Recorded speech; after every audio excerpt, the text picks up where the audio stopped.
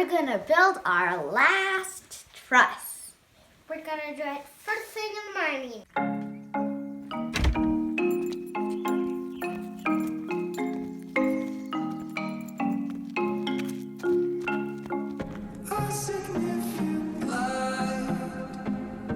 Just where it was needed,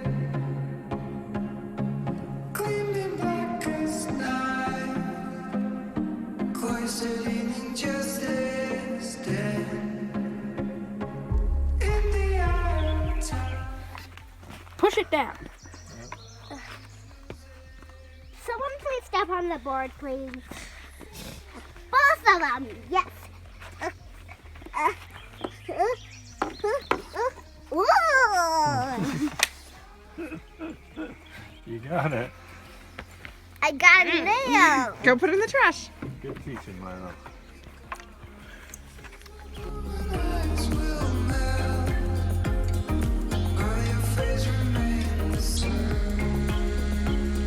Sorrows will be here by dawn. When we finally soar, they'll be gone. Trees will bloom and lights will melt, while your face remains the same.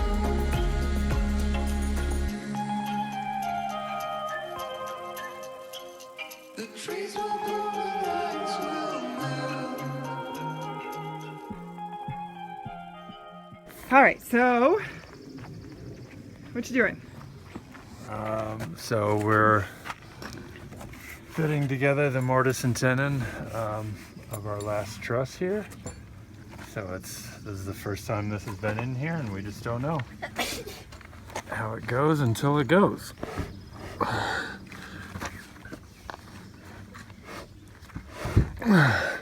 Did it do? It looks like we're gonna have some housing issues here. Anytime that you're putting together timber framing that you've cut as separate pieces and then you see how those pieces go together, there's always things that you discover along the way. The other parts look, they're two separate pieces cut at two separate times and they have to go together and make a thing. This is way up here. This feels dangerous. Yeah, I want the wood is good. The wood is good whacker. Yep, beautiful. I would say well over half of our mortise and tenon joints in this went together without being touched. No adjustments to the housing, both on either side of that tenon. We had everything making good contact. However, some of the time we had to make adjustments. Scribing. You kind of watch it come together, see where you're touching and not touching, and then you scribe to make it match. So I'm letting this tell me where to cut this, but I'm not going to cut all the way to my line. I'm going to stay, this is kind of a 0 point here. So I would scribe a line parallel to where we actually wanted surfaces to touch. I'd take it apart, I'd cut some material away until when it went back together, all was happy. Yeah, that's great. That's making contact with a little pressure. All things will be equal. It really makes a big difference to have all of those bearing surfaces really making good contact. Let's go ahead and move with confidence.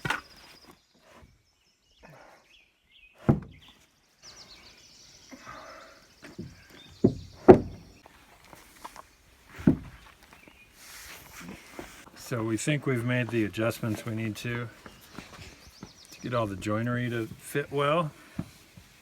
And now we're putting it under pressure so that everything's driven home. I got Lofty out of under my bed. That's great. That's good.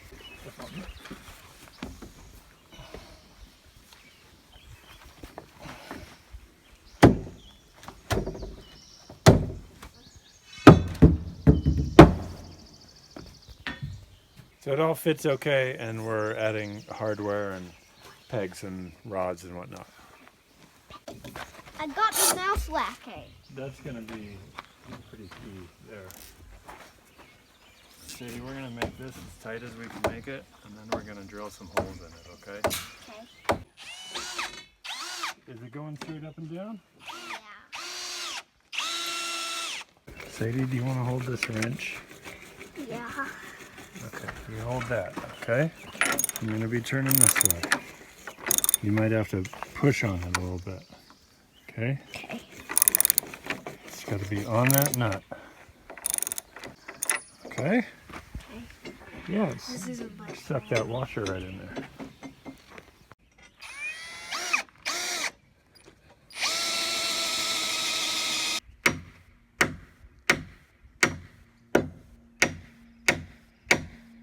Oh, so easy. That's great. You can give it some taps. Go for it.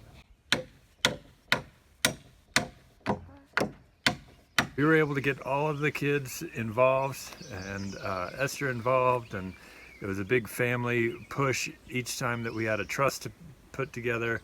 Everybody learned all the hardware parts and got to get their hands on some tools and stuff, and that was great. And it's a nice controlled little, hour plus event, and nobody gets too bored and wanders away. For me, the best part of this process has been watching our kids. Nick has put in a lot of time slowing down his own work in order to involve his children. It's just right on the edge of reversing so that things actually go faster with the kids involved. When I was working and not doing too much camera work and the kids were all working, those trusses went together much faster than Nick could have done by himself. And that's a great reward for all the time and energy that we've put into giving our kids the thing we think is most valuable of all, which is skills. Yay! Just seeing that stack of really pretty butch structural pieces all stacked up, all fitting exactly the way that they're supposed to, and all identical. All 6 of those trusses look exactly the same. That feels awesome, because when I first met those pieces of wood, they were trees.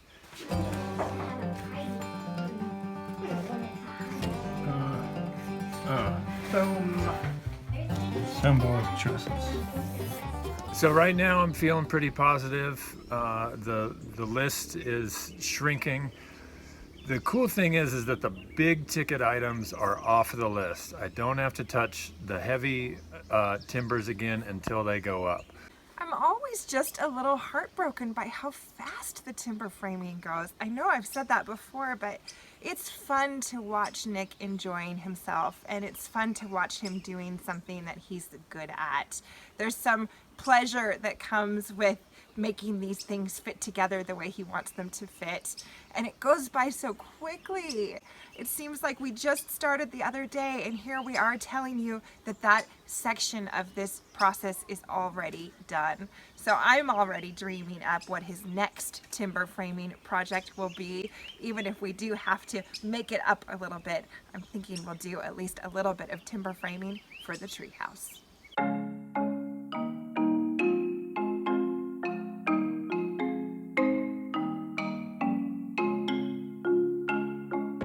A significant light, just where it was needed, gleaming black as night, cloistered in injustice, dead in the eye of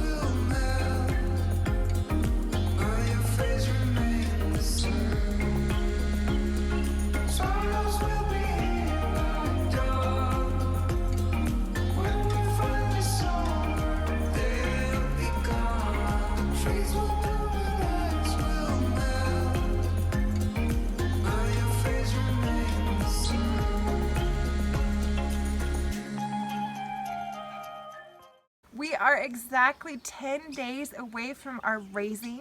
We've got some friends and family coming to help us with that, as well as heavy machinery. So 10 days from now, we'll be having an adventure here and a little bit of a party, and I hope you'll come back to see it.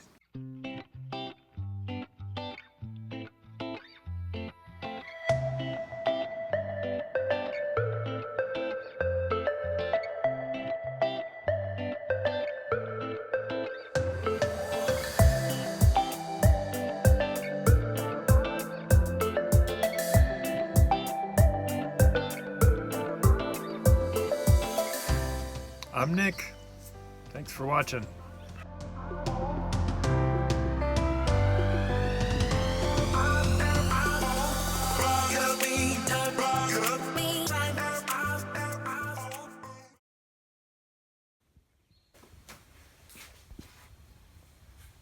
Good night, little house.